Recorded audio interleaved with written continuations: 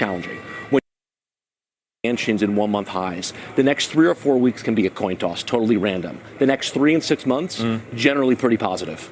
I feel like, though, yes, but one was based more technically speaking, and this particular time now might be fundamentally based. We've cleared, as I've said, the fog in large respects to allow the fundamental backdrop of the economy to be better than it otherwise might have been. We got so oversold that we were due for a technical bounce.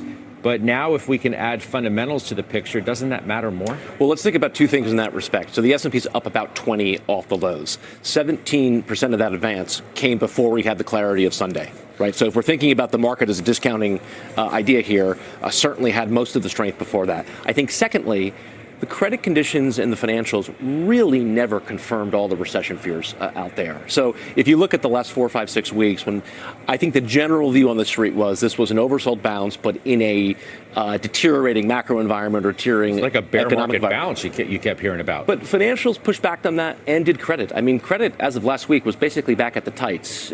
So you never got that confirmation that there was an economic event playing out. So it looked more in that respect like a 98 than it did, say, a 07 or a 2008. Well, of course. And then the data itself confirmed what the market was probably telling it, that we weren't as close to an economic calamity as much as some thought, right? That the most recent jobs report confirmed that. So we're not falling off a cliff. Yeah, and I think that's been the leadership message as well. When you have industrials making new relative highs, it doesn't sound like an economy that's on the cusp here. Financials, I mean, the bank stocks in particular, look at Bank of New York, look at Wells Fargo, look at Goldman Sachs. Look at them all today. They're basically back at the highs. And private equity's finally moving. So it was the one part of the market that really never confirmed all the consensus agitation about where the economy would go from here. I think the question moving forward, we got to watch the 10-year yield here. That's the one thing out there. I mean, we're back to this 445, 450 range. Above 460, you begin to raise an eyebrow. At what level do rates actually start to work against you? How do you think about that question? Because, again, we're back to, well, okay, it's okay. Rates are moving up now because we've eliminated the worst-case scenario out of the picture, and now the economy is going to be just fine. And you know what? The Fed, now that's pushed off till September, so we're not getting any cuts anytime soon. This is going to be what that says. This is going to be a pretty unsatisfying answer, but when you look at the last 2 years, the only correct call on rates has been no call. You've been in a range for basically 2 years. I think to push up and out of that range, you're talking above 460, 465. Above that, you begin to wonder, okay, is this going to work against the consumer now? I find it curious. The home building stocks are outperforming a touch today, but they're not as dominant as other parts of consumer is. When you look at discretionary in aggregate, where has the strength come from?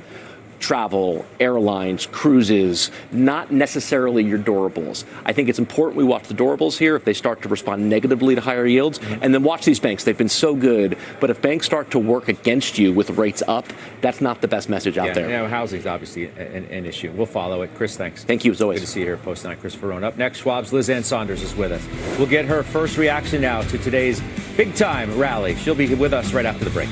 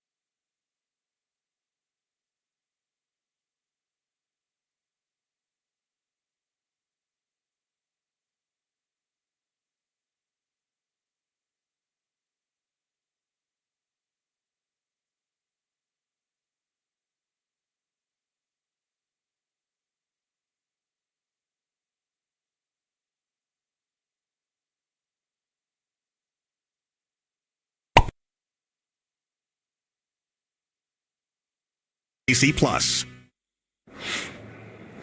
Welcome back. The big question, is this the all clear investors have been waiting for? And is now the time to increase your exposure to stocks? Liz Ann Saunders is Charles Schwab's chief investment strategist and joins us now. It's nice to see you. Nice to see you, too. How would you answer that question? I don't know. I mean, that's the honest answer. I think based on what we knew at the time, the near-term economic data was still pretty decent. I think we probably overshot at the April 8th lows or intraday on the 9th in terms of discounting the near-term negative impact of what was happening, or at least what we knew at that point. We may now have overshot on the upside in terms of just this delay suggesting that we're in the economic all clear. I think we're still going to be at the mercy of some of these headlines, but clearly we get these rip your face off rallies. I remember on April 9th, I was at one of our conferences and I was speaking that morning. It was before the announcement of the delay of the reciprocal tariffs, and talked about the nature of a market like this with high volatility, as you can get these rip your face off rallies. We may at some point near term get to more significantly overbought territory, and sentiment could provide a little bit of a swing factor. But this is an example of better or worse mattering more than good or bad, and things are better today than they were last week. If they're good enough that I can take recession off the table, does that tell me that I think stocks are more fairly priced today than I might have thought last week? If recession is off the table, then that's a fair bet. If you look at past serious corrections, meaning, you go down by more than 10%, but maybe you just come just shy of bear market territory using just the simplistic 20% rule, the differential when looking back at history of those severe corrections that either do or don't turn into bear market is generally that dividing line is recession versus no recession. I think the odds players are, for the most part that I've seen, have lowered the odds of a recession based on this. I don't know that it's been eliminated based on this, because we're still talking about a delay, not to mention the fact that, at least as it relates to imports from China, we're now talking about a 30% tariff. That's well better than 145%.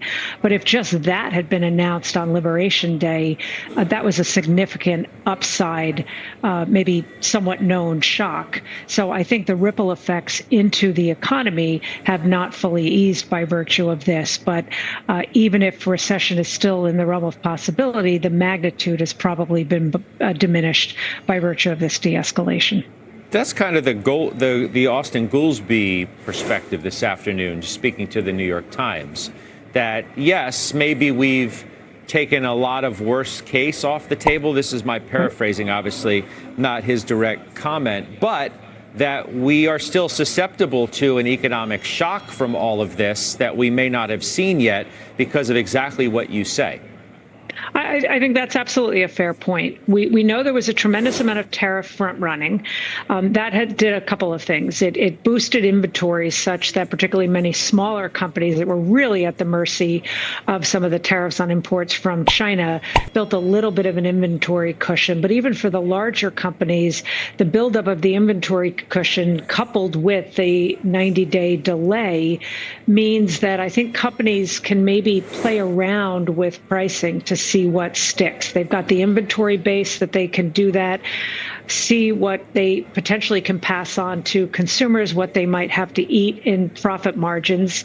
And so I think it still means that the economic outlook is tricky. What will be interesting to see is if there's any change in terms of the companies that have withdrawn guidance altogether, or whether we continue to see an on-pace number of companies withdrawing guidance, given what is still somewhat uncertainty. I think if you were to see some companies either that withdrew guidance or are now affirming guidance, that would be an important tell that the economic hit is one that they don't see as terribly detrimental. But we probably it'll take until next earnings season to get a sense of how stable profit margins are. And that's a function of how much flexibility companies have to pass on those price increases versus eat it in their margins.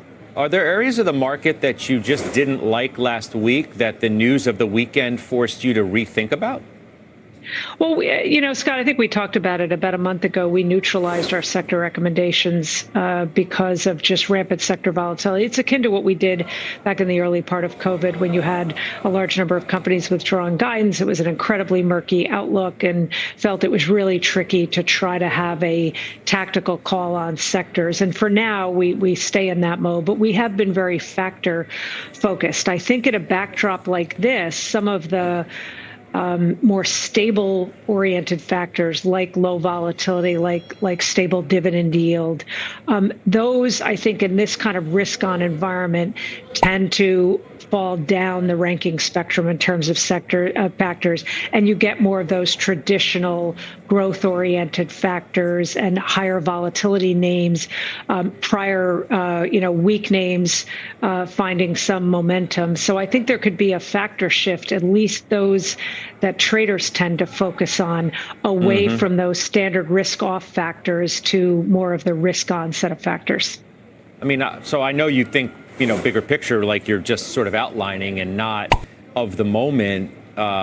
It sounds like you say tactical calls in this environment, just especially perilous, because we still are going to be headline driven, and it's impossible to either time or be tactical in a market like this.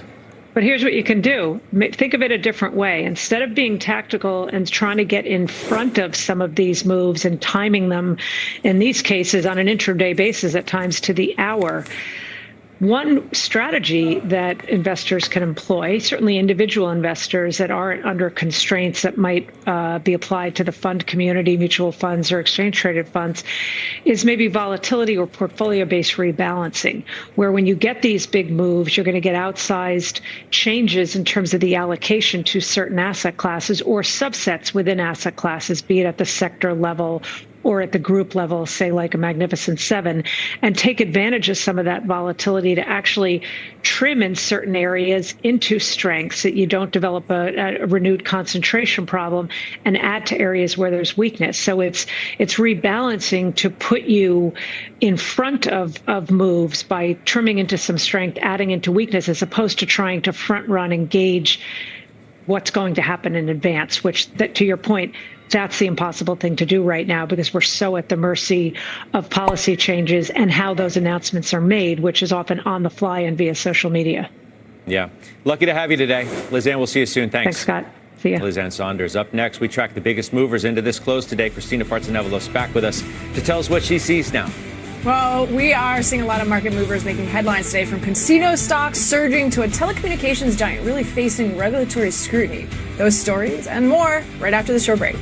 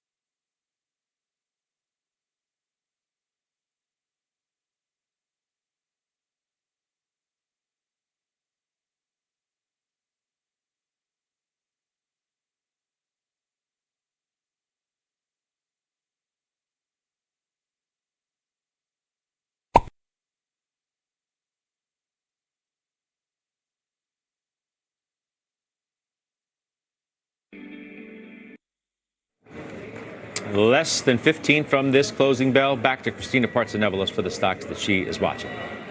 Thanks, Scott. Well, let's look at Wynn Resorts, Las Vegas Sands, MGM, surging right now. Look at that. Wynn up over 8% after the U.S. and China agreed to reduce tariffs for about 90 days.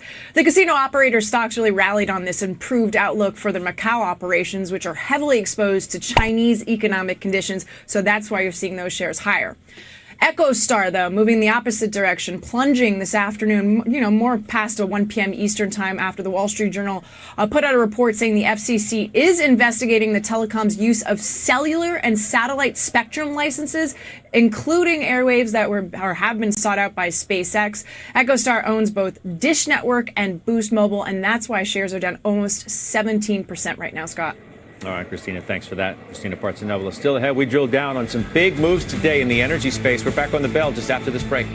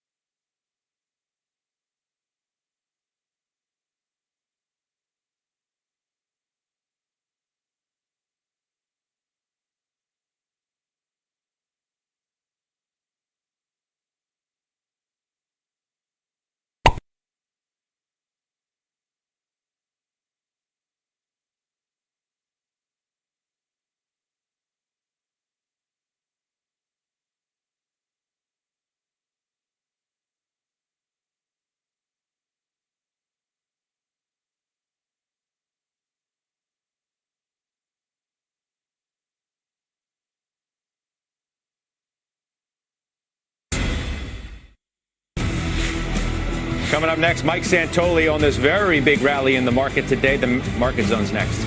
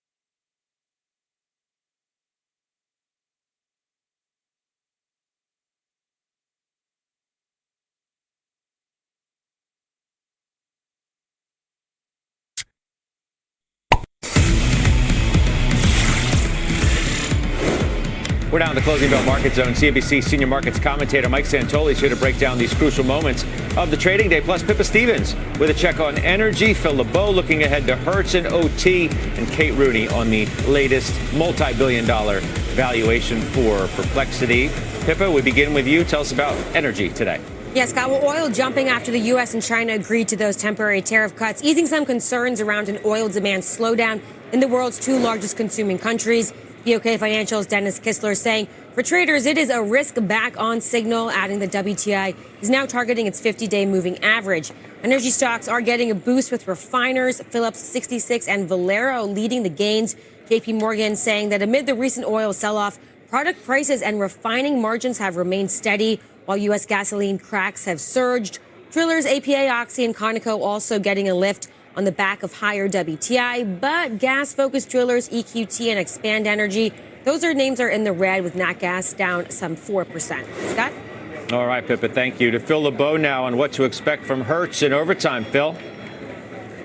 A lot of questions regarding Hertz, regarding whether or not the company needs to go further with a restructuring, Scott. But the things that people will be focused on when these numbers come out in a few minutes, first of all, what's happening with fleet residuals. So, always the driver of revenue per quarter for the rental car companies. Corporate demand, we've seen some reports of it softening around the country. Are they noticing that? And then there's the Pershing Square impact. Remember, as you take a look at shares of Hertz, Pershing Square, within the last couple of months, announced that it has taken a 19.8% stake in Hertz. That's the pop that you see there. I think that was about 3 or 4 weeks ago, Scott. The analyst focus during the call today, will Hertz have to raise capital? This is a company that's got more than a few problems, Scott. Numbers come out in a few minutes.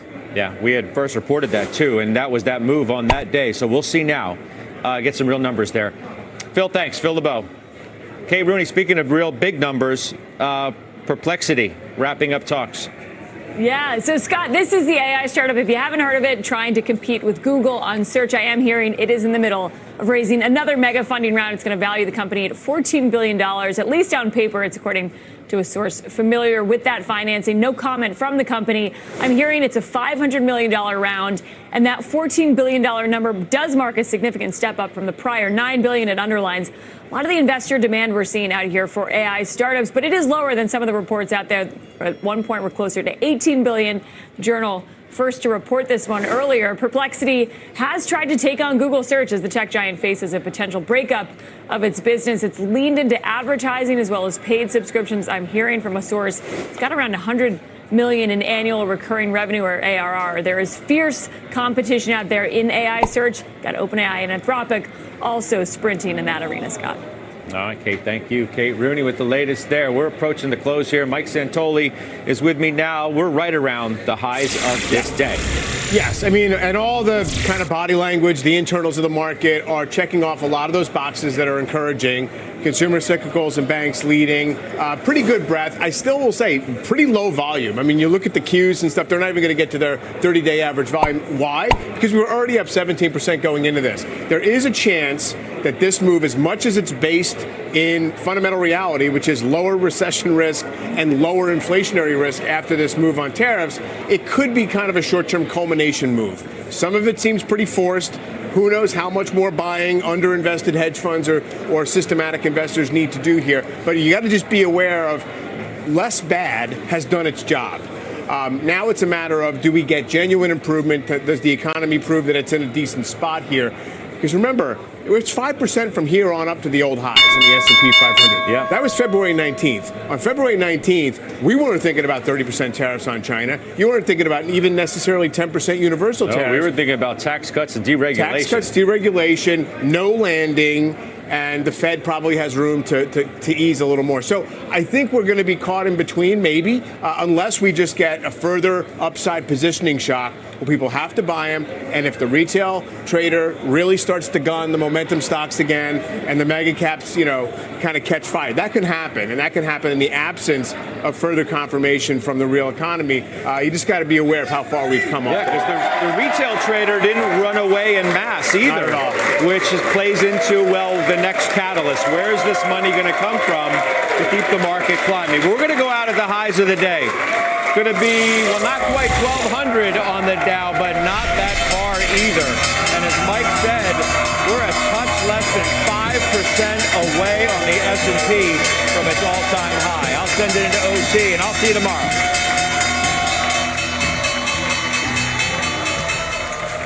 Well, that bell marks the end of regulation. Fidelity Investments ringing the closing bell at the New York Stock Exchange. Zoom Info doing the honors at the NASDAQ. Now let's get to today's scorecard. Bulls took the day by the horns as the U.S. and China agreed to a 90-day tariff pause. The Dow up, let's see, 1,160 points, over 2.5%, nearly 3%. The S&P 500 up more than 3%, above 5,800. And the NASDAQ Composite up 4%, above 18,000, highest level in more than 2 months. Tech was your leading S&P sector, up 4%. Semi-stock surging. The SOX ETF posting its best day since early April. AMD, NVIDIA, and Intel outperforming. Consumer discretionary getting a pop. Hotels, cruises, casinos in the green. Carnival and Norwegian both up more than 7%. And the Mag 7 names all in the green, adding $800 billion in market cap. That's their largest collective move since April 9th. Tesla now back above the $1 trillion market cap mark. That's up $100 a share from those April 8th lows. And welcome to Closing Bell Overtime. I'm Morgan Brennan, along with John Fort. We have a big hour coming up on all angles of the tentative trade deal, which sent those stocks soaring. We're going to get the Trump administration's take on the deal with NEC Director Kevin Hassett, Treasury Secretary Scott Bessent calling it a strategic uncoupling from China just earlier today. But the devil is in the details, and so far we are still missing some. Marco Papich of BCA Research will be here to tell us why markets may be getting ahead of themselves. But let's kick it off with this market rally, and what a rally it was on this Monday. The S&P and NASDAQ hitting the highest level in more than 2 months. All three major indices posting their best gains since early April. But our next guest says to use today's surge as an opportunity to lighten up. Stick with what he calls, quote, the fallen angels. So joining us now is Evercore ISI Senior Managing Director Julian Emanuel. Julian, it's great to have you back on Overtime. Let's start right there. Are these market moves overdone? Where would you be lightening up? Well, so look, we have come a very long way, basically 20% off the lows of April 7th. Frankly, when the bearishness was as pervasive as we'd ever seen it since the financial crisis. Now, we're not in the exact opposite sort of ebullience, but certainly what we saw today was really a ratification of the fact that things have gotten incrementally better and that we can sort of quantify what tariffs could look like. But it does feel like it's a bit of a best case scenario. And so for us, what we want to do is we want to stick with the winners of the old bull market, the names that got hit the most during the downturn, and the names that have been leading, and you've been showing them on your screen, whether you call it Mag 7 or you call it tech or you call it communication services, consumer discretionary. These things in our mind are going to continue to lead the charge to what we think are going to be eventual all-time highs, though perhaps that may have to wait until 2026. It's interesting to hear you say that because at least ahead of today, and I realize a lot happened and changed over the weekend, but an equal-weighted version of the S&P 500 had outperformed that standard cap-weighted S&P for 6 consecutive sessions. It was the longest streak of outperformance since January of 2023. We've been talking about this rotation into the other 493. You think that's come and gone here then? Well, we wouldn't say it's come and gone because ultimately, if you do get to new highs, as we eventually expect, those names will participate. But if you look at how bull markets tend to evolve, particularly one which we would say is structural like this, with comparisons to the internet structural bull market of the late 1990s, AI is a theme that has longer legs. And frankly, given the fact that what we haven't seen is a robust capital market cycle, and this is part of the anticipation and part of the reason today's gains were as strong as they were, those names and those themes tend to lead that type of capital market cycle. Julian, we now have these two rolling 90-day tariff pauses. One, I think that ends in about 2 months. Another, arguably more important in those 3 months. What does that mean for certainty and predictability in this market? And do you think we see another pull forward of demand during this China pause in particular? Well, so if you get the anecdotal read-throughs from shipping people, they're talking about, you're going to have an absolute shipping boom over the next, 30 to 90 days to get in front of that expiring period. And that certainly makes sense.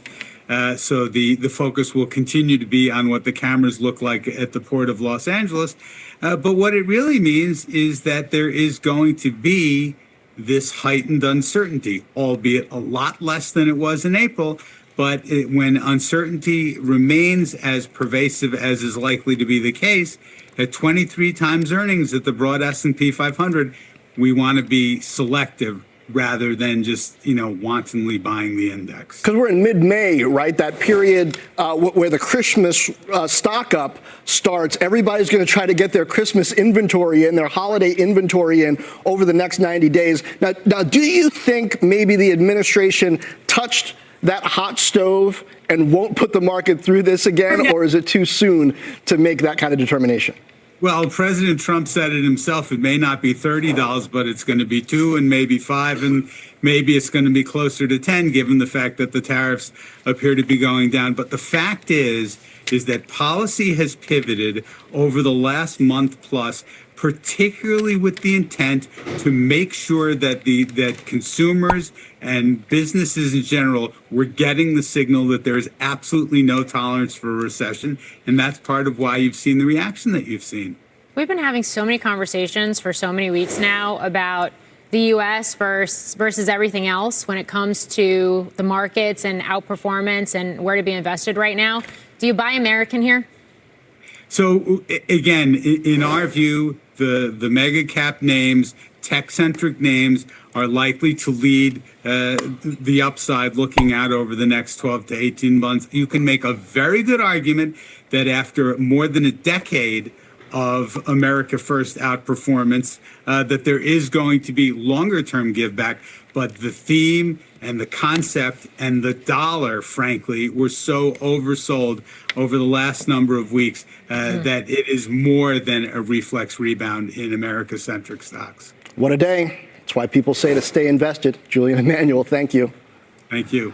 Well, now let's turn to the chips. Semiconductor stocks soared with the SOX ETF posting its best day since April 9th, but is today's pop enough to reverse its downtrend? Let's head down to Mike Santoli, the New York Stock Exchange. Mike?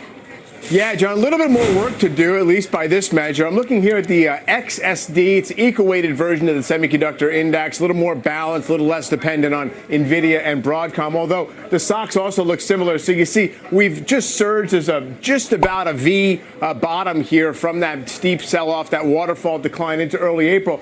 Just now coming up to touch this 200-day average, which is that, longer intermediate-term trend line, which is still declining. So usually what's going to happen is it'll need to stabilize, chop around, make some other upside attempts. Obviously, NVIDIA will be a big part of this. NVIDIA Broadcom up a lot today. NVIDIA has basically been nowhere for 11 months. So in theory, there's some catch-up to do. Take a look at the same index, the XSD, relative to the equal-weighted S&P. So sort of semis versus the rest of the field. And you see that massive outperformance. This is a 2-year chart. So you see just this huge outperformance built up into the middle part of last year, gave all of it back and then some, and now it's just sort of nosing back ahead to an outperformance on a 2-year basis. So, obviously it's in the running there to actually resume a little bit of a leadership role. I would say, again, you have to keep it on a somewhat short leash or just honestly, follow exactly what these companies are saying. It's been fascinating as the AI theme has cooled off, at least psychologically. You've seen a lot of folks in the more sort of lower tech, traditional analog chip world say, hey, finally, the cycle is turning. So we'll see if that can help. Mike, if I argued that NVIDIA and Broadcom were pretty much the whole story and whether or not it breaks that downtrend at this point, given how the tail had been wagging the dog up to this point, what would you say?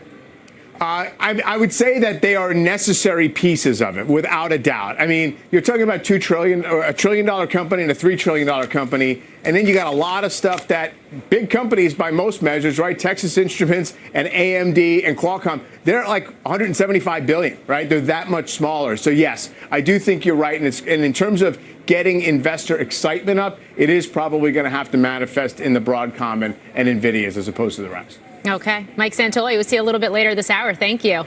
Up next, as markets soar today, we'll hear from one strategist who says investors may want to pause before celebrating this deal. He'll tell us why. And a slew of retail stocks rallying big today. Five Below up 20%, Shopify 14% on hopes a tariff exemption will be carved out for less expensive goods. Williams-Sonoma, Lululemon, and Estee Lauder all higher. Overtime's back in 2.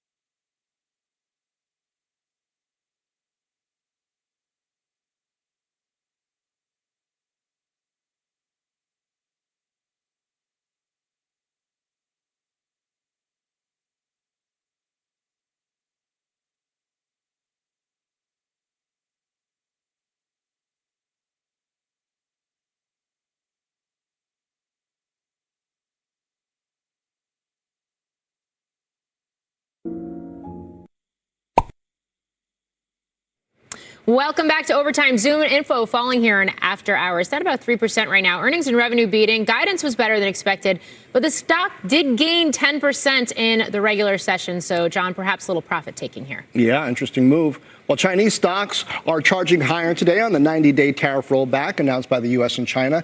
Hang Seng Index posting its best day since March. Some of the winners include consumer companies like Pinduoduo, Alibaba, JD.com, and Baidu. All those moves, are they overdone? Is there too much enthusiasm over this tariff pause? Well, joining us now is Marco Papic, BCA Research Chief Strategist. Marco, it's good to have you back. So we went from much harsher than expected tariff levels on China to a much bigger pause level, down to 30%. What do you think is the impact on pull forward of goods and demand, and therefore on Chinese stocks as well? Well, probably no impact. I mean, if you're going to impose 1,000% tariff and then take it down to 20% or 30%, the impact is going to be very limited. And so I think that when it comes to Chinese assets, this is really an extraordinary event that is quite positive.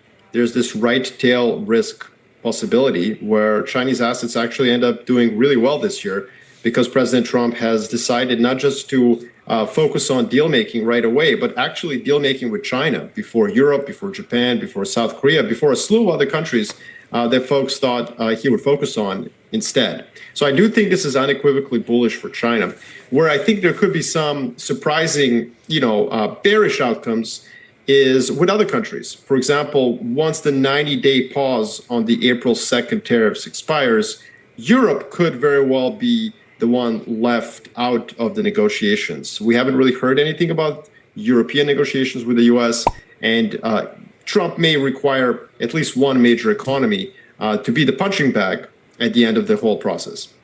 So what impact does this have on these deals that we see other countries cutting amongst each other, trying to provide some stability and predictability as U.S. policy swings this way and that? Well, I think you're going to see other countries continue to pursue free trade deals. And I think the U.S. part of the reason why President Trump is looking to make his own deals quickly is that he has realized that the strategy of fighting a trade war with the entire planet is not that smart. And that's because the entire planet is not fighting a trade war with the entire planet. So it's really just the U.S. that's on the sidelines here, that's fighting a trade war with everyone else. And so there is a temporal aspect where the U.S. has to start making deals. And so I think that the most important issue for the U.S. and for investors is that President Trump has flagged very early in the whole process. I mean, we're really just a month away from quote unquote Liberation Day. He's flagged that this is a negotiation, that trade deals are coming. I think that the market, the S&P 500 U.S. stocks can actually leap over the chasm of negative hard data. They may or may not come over the next couple of quarters if the reality of President Trump as a negotiator really sets in. We saw Treasury yields move higher today. Marco, you've got a 10-year Treasury that's now flirting with 4.5%. Again, what's the bond market signaling? Well, today, the bond market is not signaling anything negative. I think the bond market is simply doing what it always does when there's a positive risk off and positive risk on, of course, very much a risk on. And when you have probability of recession decline, yields go up. The problem is not that the yields went up today. The problem is that they're already too high. They were already at 4.3% when the day started. And so that's the issue. There is a term premium, but I'm not sure it's associated with tariffs on penguins or Liberation Day or China-U.S. negotiations. I think the term premium is there because of fiscal policy of the United States. So what investors should probably expect over the next, second half of this year is that fiscal policy, that reconciliation bill that nobody really knows what's in it, that's where the focus of the bond market is going to turn now that President Trump has basically signaled that he is negotiating trade deals with pretty much everyone. Yeah, and certainly we're starting to get more details around that big reconciliation package here this week. We're going to talk to Kevin Hassett from the White House about that just a little bit later this hour. In the meantime, the geopolitical risk premium, how do you assess that right now, given some of the other talks and possible ceasefires and I don't want to call them pieces, but we'll call them maybe stalemates we're seeing with conflicts, potentially, some of them as soon as this week around the world? I think the word you're looking for is equilibria. It's normatively neutral, if you will. I think that President Trump has shown to be actually pretty adept at producing equilibria. Folks don't have to use the word peace because it's morally and normatively laden. But as you pointed out, there is a lot of movement on a number of different fronts. You have the Ukraine front, you have Iran negotiations, which apparently are difficult, but moving apace. A potentially grand bargain deal with China, where U.S. and China significantly reduce tensions, really beneath the levels that we were at 7 years ago. So this is all very significant. I think that the U.S. dollar has already been responding to this reality. U.S. assets and the U.S. dollar, I think, have been buoyed by many things over the past 5 to 7 years. One is fiscal policy, of course, but the other one is geopolitical disequilibria and crises. So there's this safe haven flow that has moved into the U.S. Ironically, if President Trump is successful in creating new equilibria around the world, it's actually going to reduce the need for that safe haven flow. So it's not just that he's making large allocators around the world nervous about putting their reserves into treasuries. It's not just that. It's actually there's a positive reason why you wouldn't want to hold American assets, and it's that actually his foreign policy is pretty successful. The other issue that I would say is the gold. You saw what happened to gold today. Pretty big move where it went down significantly. And I think that's another way that risk premia can unwind. Okay. Marco Papich, we covered a lot. Thank you. Well, coming up, Apple with a 6% rally today, getting its market cap back above $3 trillion, even though it said it's planning to raise prices on iPhones. But President Trump says he spoke with Tim Cook and claims Apple will build a lot of plants in the U.S. We'll discuss all the company's plans when Closing Bell Overtime comes right back.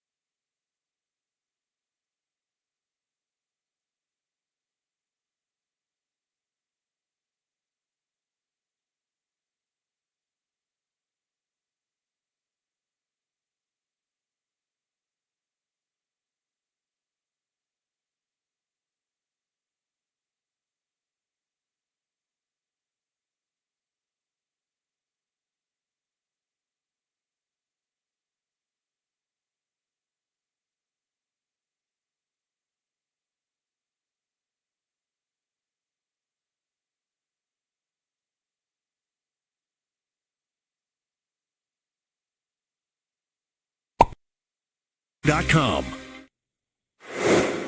Big day for the Mag 7, adding roughly $800 billion in market cap. Big gains for Amazon, Meta, Tesla. Apple up a solid 6%. Two big pieces of news today: possible higher prices for iPhones and a conversation between President Trump and Apple CEO Tim Cook.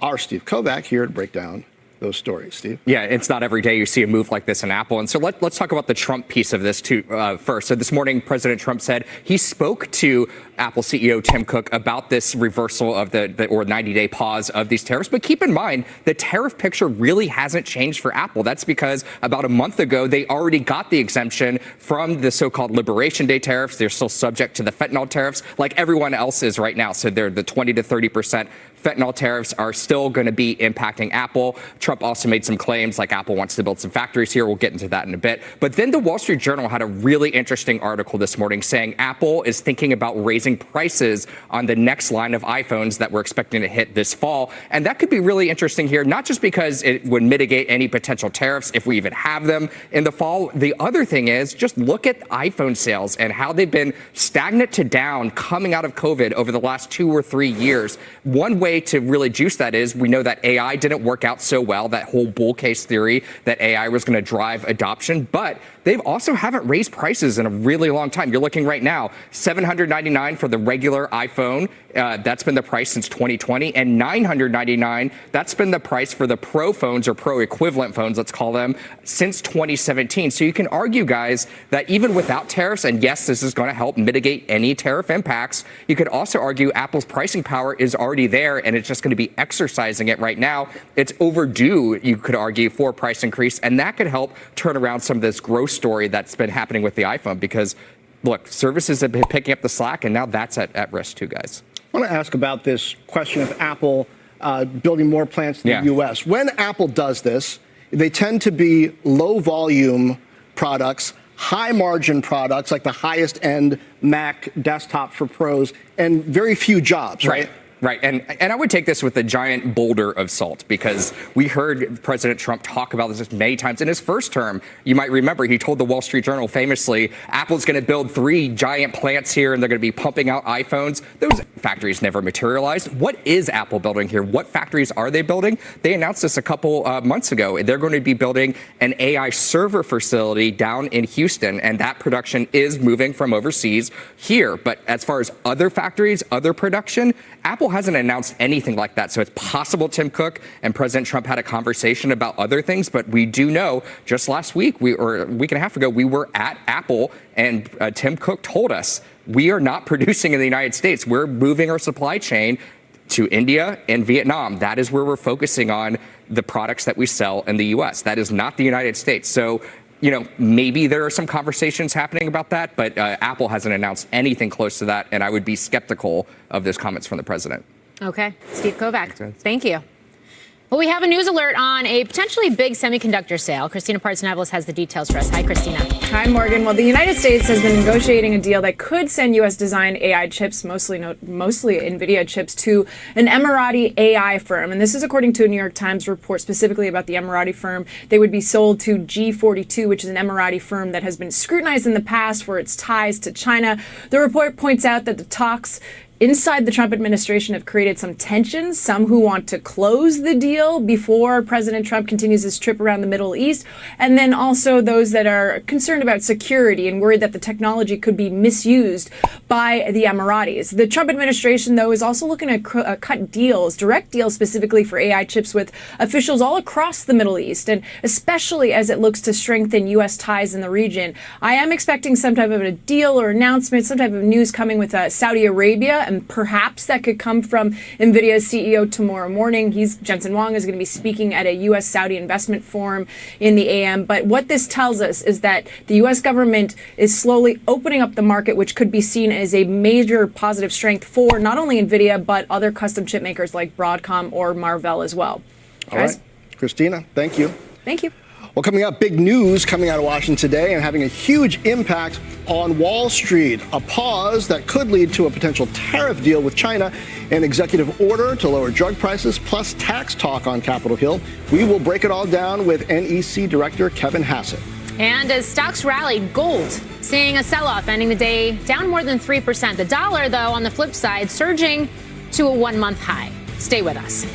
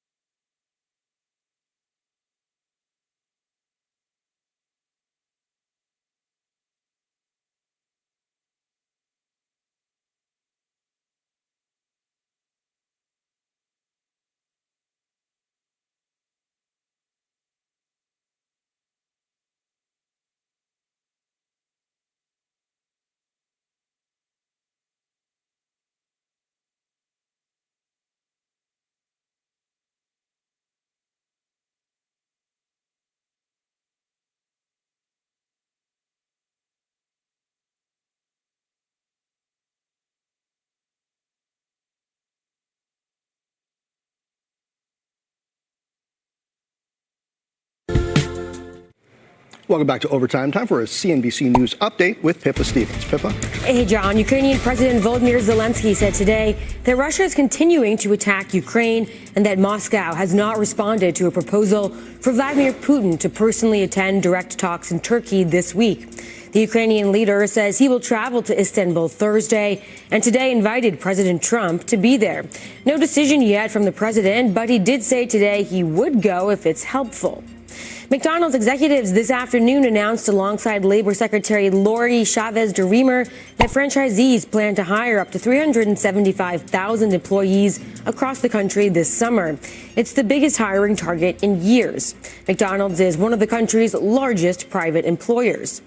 And new images from the James Webb Space Telescope published today reveal auroras on Jupiter that are hundreds of times brighter than those we see on Earth. According to an international team of scientists who analyzed the photos taken in 2023, Jupiter's lights are more intense because the planet's strong magnetic field also captures particles from the volcanoes on its moon, Io.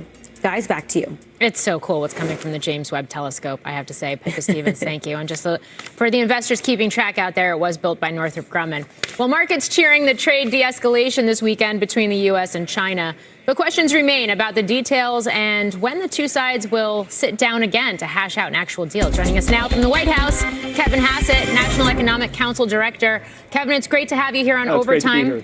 I want to start right there, and that is what gave the administration, what gave the president confidence to move forward with what's essentially a ceasefire here on trade and cut those tariffs down to 30% for 90 days?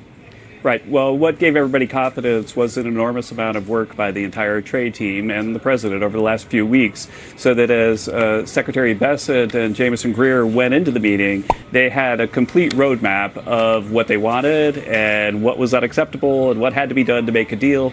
And the Chinese went in with very good preparations as well, some of it behind the scenes beforehand with people, lower level people in both governments. And so in the end, I think that what's happening in China is we're rebooting the relationship. We're trying to make it better for both countries and fairer, especially for American workers. The clock is ticking. There are 90 days. What needs to happen? What are the next steps that need to happen for to use Treasury Secretary Bessent's words, a long-lasting and durable trade deal to actually materialize here?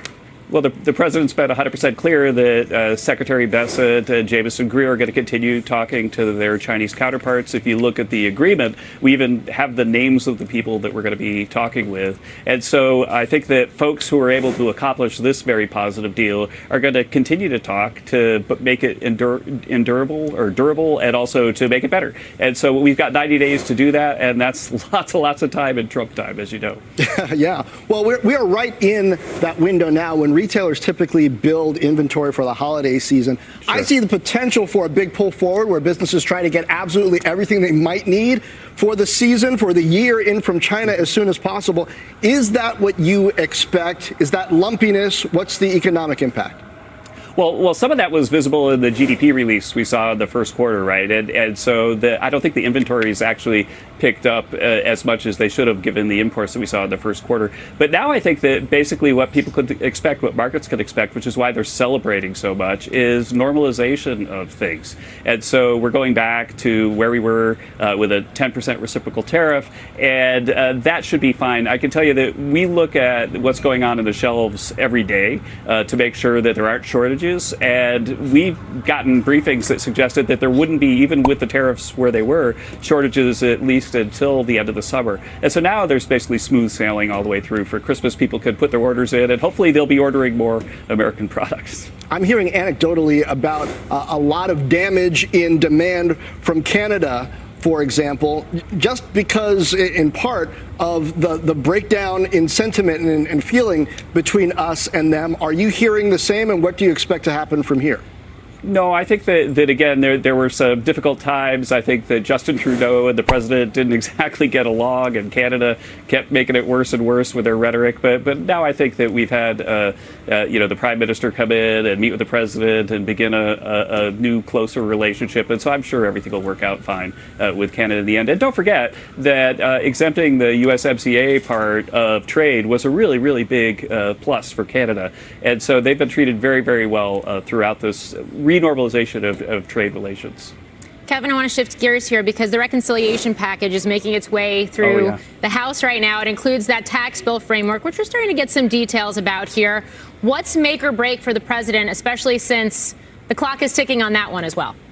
Oh, for sure. And again, we've been running these big 6 meetings almost every week with the majority leader and the speaker and meeting with the president. And he saw Jason Smith just last week to go over this bill, which he's very, very pleased with. The bottom line is that the president's top priorities are to take the previous tax cuts and extend them and make them permanent, but then to go after the things that are going to help middle class folks. Let's have no tax on tips, no tax on Social Security, no tax on overtime. Those are the top priorities for the president right now. The early estimates have this coming in, this reconciliation package potentially coming in at trillions of dollars, to cost trillions of dollars more than I think what had been intended initially. How do you close that spending chasm, especially when bond vigilantes have been out these past few weeks? Well, I think the bond vigilantes have probably noticed that we've got markets way up. We've got last month we had $16 billion in tariff revenue, which, multiply that out over a year is going to be a big reduction of the deficit. It doesn't count in the reconciliation package, but President Trump is all in the end, in his budget, getting to a balanced budget, and that requires supply-side tax cuts, getting people back to work with things like the no tax on overtime, and reducing government spending and getting revenue from tariffs. And with all that in our budget, we're very confident that we can balance the budget. I'm confused by the president's messaging. Does he want to raise taxes on the top bracket or not? Oh, no. What his rhetoric is very, very clear. There are things that the president said are his red lines. They're the things that he's identified as the must-haves in the bill, including the things we just discussed. And he understands that the House and the Senate are going to be haggling over the things they need to have in order to get the votes. And what he said is he wouldn't advise it, but if they were to have to do that, then he wouldn't object, because he understands that the most important thing for American workers is to get the big, beautiful bill passed. And he's not going to make a whole bunch of straitjackety rules for the House and the Senate. When is the first big regulation cut that investors should expect? Oh, the regulation cuts have been coming really through the executive orders all the way back to the 20th of January. And so, is this as big as they get?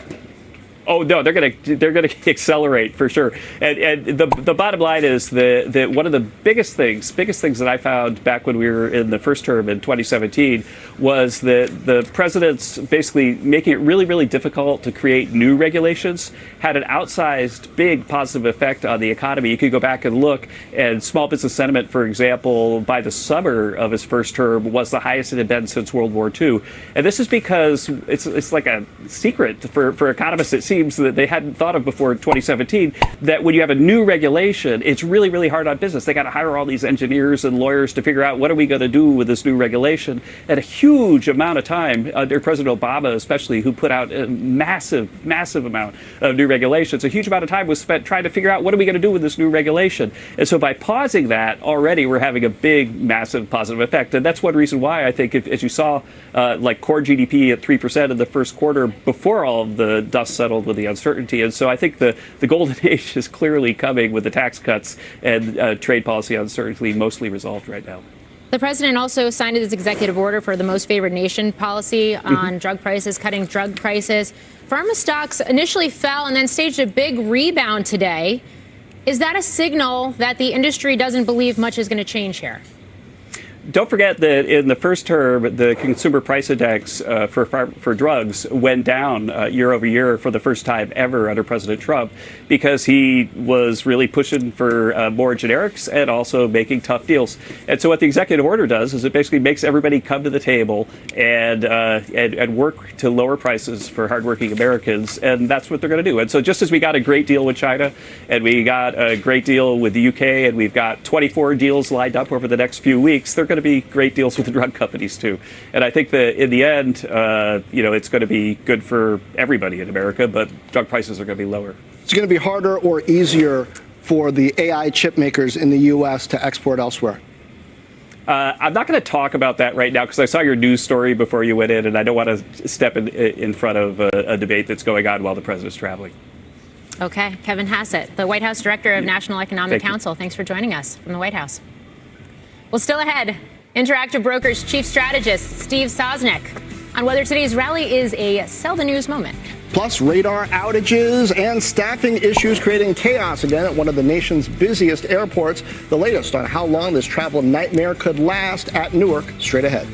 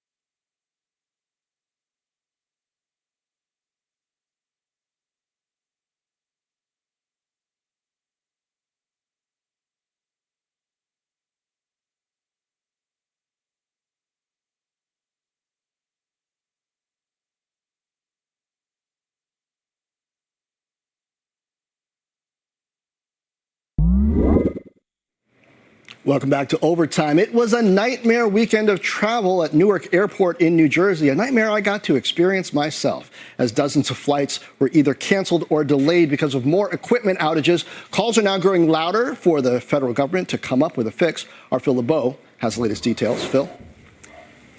Hey, John, here's what the FAA, the Department of Transportation, and Newark, the airport, are doing in order to upgrade the air traffic control situation. They've been doing this for some time in terms of communications, and radar are being upgraded. They're adding redundancy. Some of that's going to take some time, by the way. It's not like you can snap your fingers and it's done in a day or two. And there will be flight reductions. When you look at Newark, it is the 10th busiest airport in terms of flights on a daily basis. On average, about 470 flights. That's going to have to come down. In fact, the FAA and the airlines are meeting on Wednesday, and the acting head of the FAA says airlines should be ready to explain exactly what they need. All those airlines are going to have to come and explain what they need and making sure that we're doing this in a fair and open, transparent manner. So I don't want to get ahead of that conversation. I think it's fair to say that both the airport as well as the airlines are going to have strong feelings about what they need to get out of Newark.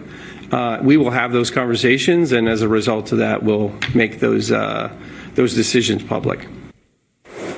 And we'll see if on Wednesday or on Thursday they have a reduced schedule, so to speak, put in place for all the airlines flying out of there. As you take a look at shares of United, remember, Newark is the airline's third busiest hub here in the United States. They've already cut 35 daily flights. But, John, expect to see more reductions, not just from United, but from the other airlines that are servicing Newark as well. Huge United hub, one of the three major airports feeding into New York, of course. Is this more of a top line or bottom line hit for United?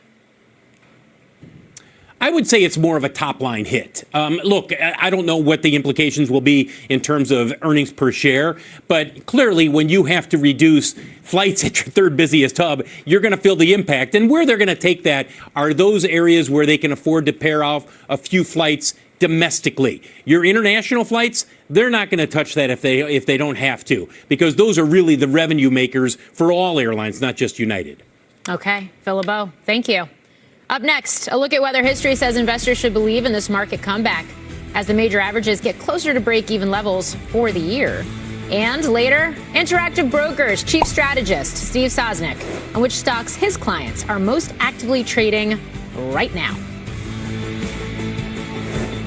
The Sohn Conference, May 14th in New York City. When you buy a ticket, you get direct access to the best ideas from some of the world's most successful investors, while helping to fight childhood cancer at the same time. On stage this year, Steve Cohen, David Einhorn, Larry Robbins, soccer star Gerard Piqué, and the mentalist Oz Perlman. Find out more at sohnconference.org. It's where Wall Street unites to fight childhood cancer.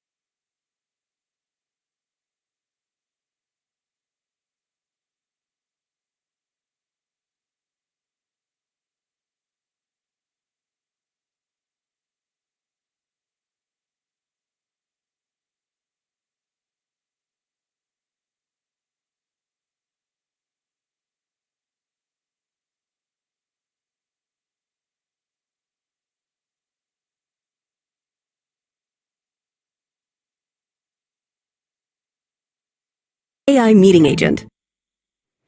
Welcome back to Overtime. Markets rallying close to break-even levels for the year, but is the comeback believable? Well, let's bring back Mike Santoli for the answer. Mike. Yes, a couple of potential answers, Morgan. You know me. So we're going to look at some prior precedents here, some patterns from the past that look similar to this episode.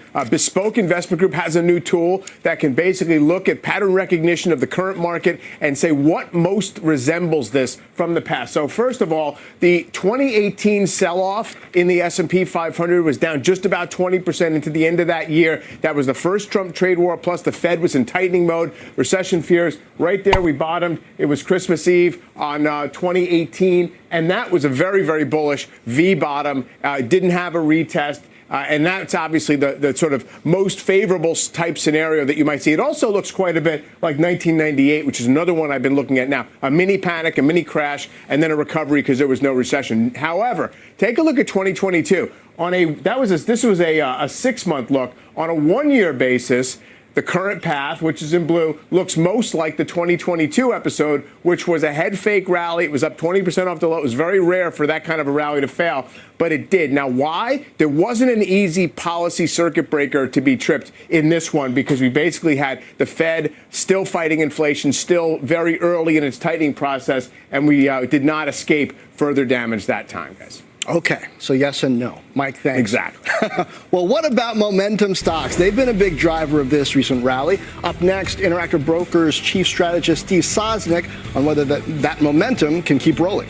And get your smartphone and scan the QR code on your screen to sign up for the Fast Money Live event. It's on June 5th at the NASDAQ. It'll make the perfect gift for the Fast Money fan in your life.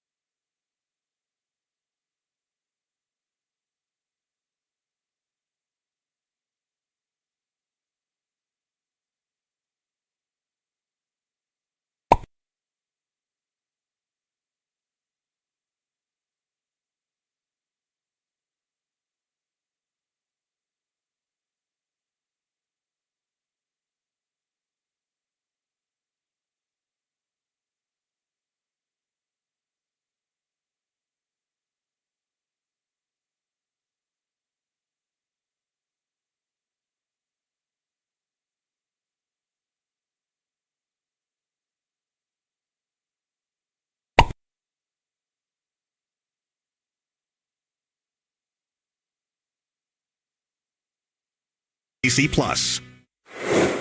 Welcome back to Overtime. Markets posting major gains today thanks to the recent U.S.-China trade headlines. Momentum stocks were a big part of the rally, but is that move sustainable? Joining us now is Interactive Brokers Chief Strategist Steve Sosnick here with us. Great to have you here, Steve. Great to be here with you, John.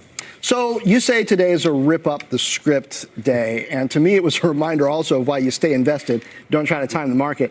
It seems to me that the fundamental problem, though, from here of trying to invest based on fundamentals is you don't know what the fundamentals are going to look like at the end of the year for companies that sell stuff, right? Absolutely, and that's kind of the problem we've been dealing with here is, could you imagine an environment, even 3 months ago, the prior earnings season, if companies were just sort of withdrawing their guidance, throwing the papers up in the air and saying, we don't know, and the markets would be like, yeah, we're fine with that.